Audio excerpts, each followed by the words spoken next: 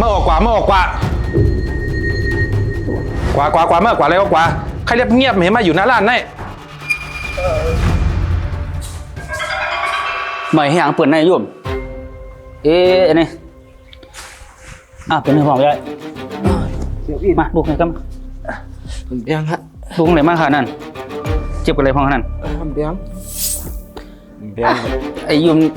เหลือเป็นมันไหนไม่ได้เฮ็ดเป็นเถียงฮะอีดูกันนั่นแหละก็ย้ำตัวไหนเมนตู่เมนเขี้ยวไงฮะนางไข่เหมือนนั้นเฮ้ว่าไผ่มาหันไผ่เขาล้านเฮาเหมือนไหนไปเฉลืองบ่มีไผ่เงากว่าไม่กว่าเฮ็ดก็เฮ็ดละกำก็คือการบันนี้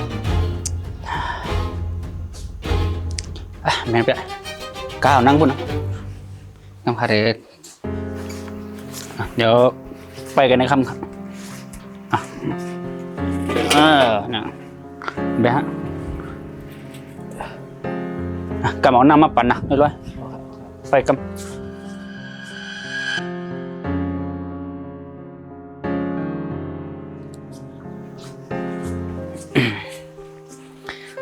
ไป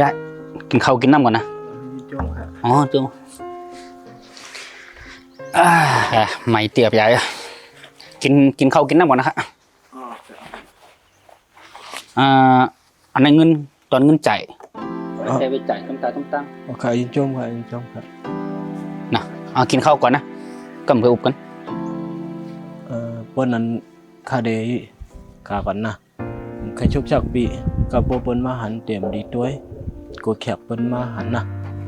ยินจมนะพี่ไอ้ปอกนาปอกเลื่อนมาผมมีเงินจ่ายใครกินข้าวก็มาหาอะไรขนาดเอาค่ะยินจมค่ะ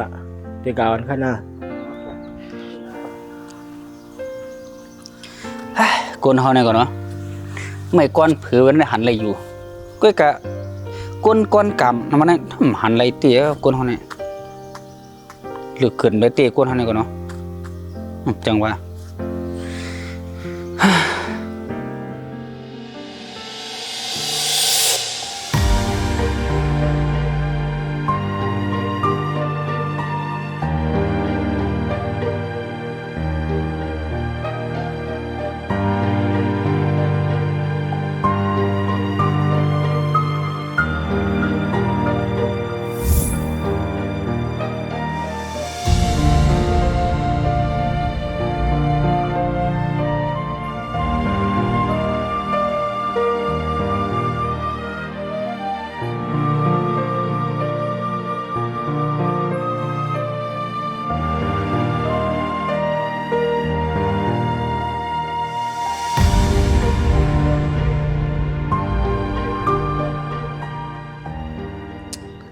พี่ใหญ่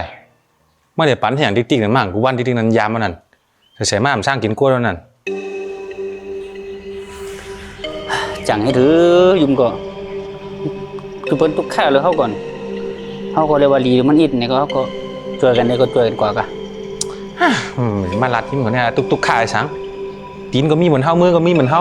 มันขันตายไงไม่ย้อนกินบนกูวันมันไหนมาเงือนั่นแหละปั่นติ๊กๆเตรียมดีเหมือนจอยมันมาจอยเสียงเขาเนี่ยมาดูนั่นล้านเขาเนี่ยป่างเสียงเฮิงตัวรู้เป็นปีขับเปิดน้ำหูอยู่เนี่ยคนก็มีก็ไม่ก็อย่าวนนำยุ่มหมกเข่าไอ้กวางเงินอิดอวดเลย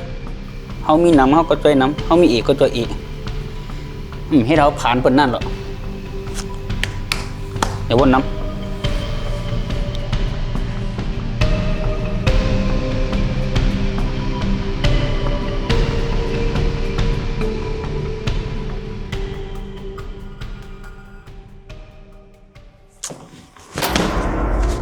เสียไงปวนมา3 เดือนแล้วเนี่ยเมื่อไปปันก็ขึ้นไงพวกมันไปปันก่อนนั้นเนี่ยที่ลานมาเนี่ยจะเป็นของเขาอ่ะเสียไงเหมือนเหือมากก็ไม่ถ้าเป็นก้นดีน่ะคือเงินมะเงินเจ้าเก่าก็มีแค่จอยเปิ้ล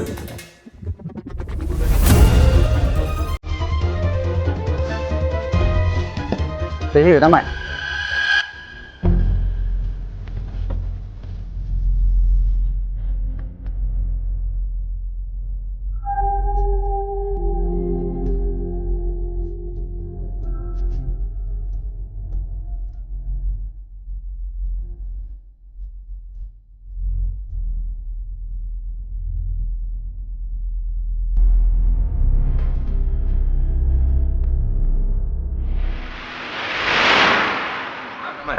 แกงหื้อ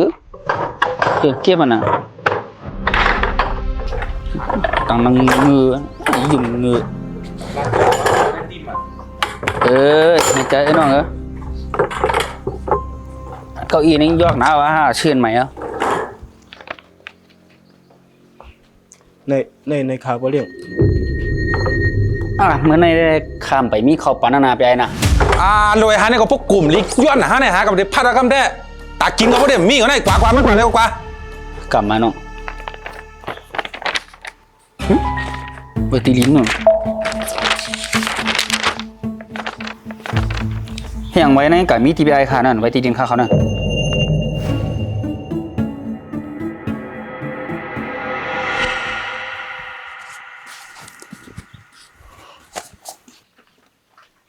พี่ข้างทางรายเดือนน่ะที่เขาไปได้จ่าย 3 เดือนนั่นน่ะเดือนหมื่นไม่ถามไม่หยังใจตีมาหรอ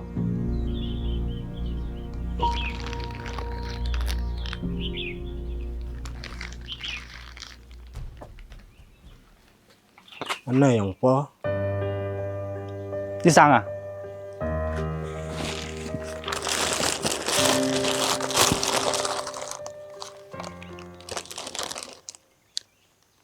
36,000เมื่อเดี๋ยวเอาเงินเนี่ยมาจ่ายแต้นขา อ๋อใจแล้วครับขาดเดี๋ยวมือกันฮะ เฮ้ย ยังเงินปอห้า จ่ายไว้ตีลินขาได้เมื่อเอามือป้า อ๋อครับขาดำบ่อันนั่นแหละ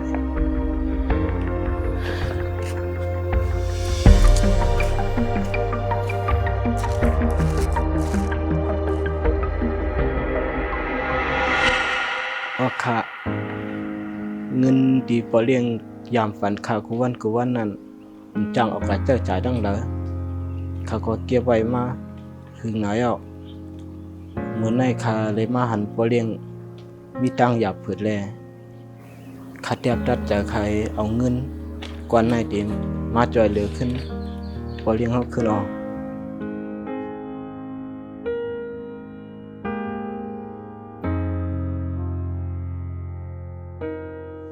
กค่ะเพราะนั้นบ่เลี้ยงขาดย้อนเบื่อกันนะ กำ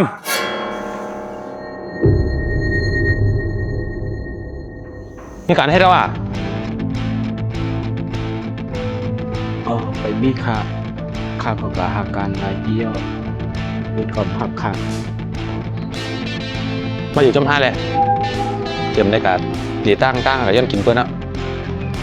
กินก็กินจำห้าอยู่จำห้าเนี่ยค่ะ